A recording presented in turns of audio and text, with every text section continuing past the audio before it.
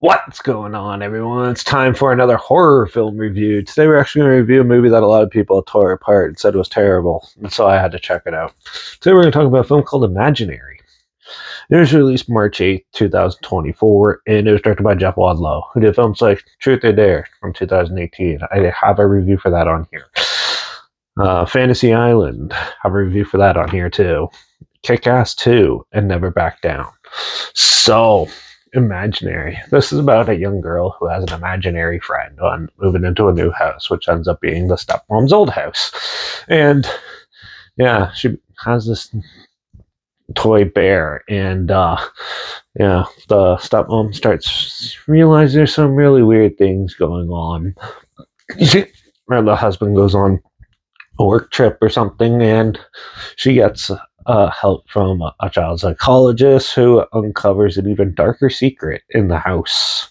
So this one has some pretty amusing moments in it, not gonna lie. First off, the cinematography is not pretty good in this. The acting is not too bad. The effects and stuff, for the most part, is pretty practical, and it looks good, even with the campy cheesiness to it. Except for probably the climactic scene, kind of looked ridiculous with the CG and stuff. It wasn't the best.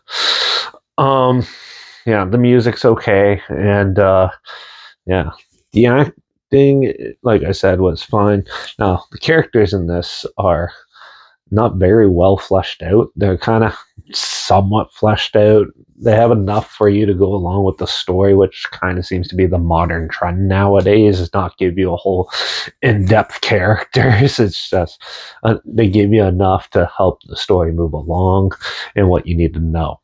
But I couldn't really get behind some of them because I thought it was really ridiculous with the way they were, and some of it was a little unrealistic. But still, the story itself actually was pretty unique. It actually reminded me of I think a 1980, late 80s, early 90s horror film called Cellar Dweller, and this is like a more modern version of it, and it does have some pretty interesting stuff.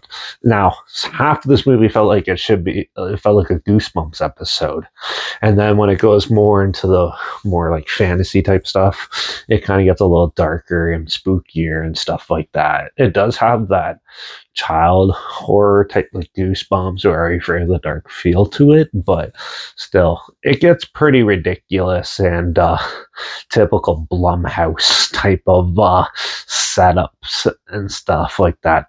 Like, I'm not saying this movie is terrible or anything. It does have a very campy nature to it, and yeah, I just thought it was okay. It does have some unique ideas, some creative designs and stuff for the horror elements, but still, uh, it was just an all right campy movie. It's not terrible. It's not The Exorcist Believer bad or anything like that, but I think this is just a good beginner horror film. If you're a diehard horror fan like I am, it obviously won't affect you much at all. There is some pretty cool scenes in it, and there's a few creepy scenes in it, but still, this is a good beginner horror film.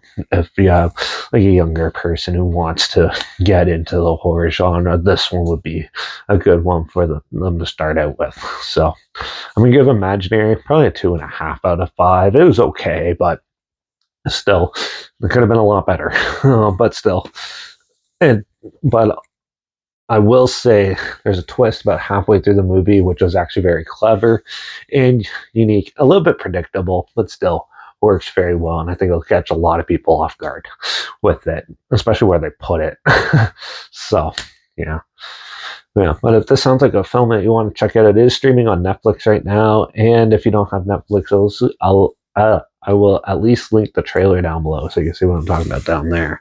I'll also link down below is my Instagram, so I post clips of films I'm going to review in the future on my story. I usually put the film title in there and some fun fact or history thing in there as well. Also, my Letterbox down below at Derek P Reviews. That's where I post our first star rating after watching the films. And my Twitter's down below at reviews_Derek. So follow me on those platforms. Stay in loop with this channel. Like this video. Share it so more people aware of it. Comment your opinions of the film down below. If you have any family films or film franchises in any genre in any streaming service, I want to hear my opinions on the future. Comment those down below too. I'll try my best to get to them as soon as I can and if I can find them. Make sure you subscribe. Hopefully, we find something weird, obscure, and odd that you probably never thought of checking out together. And also, so hear my opinions on popular films, I'll come out classic films, and reviews on other things as well.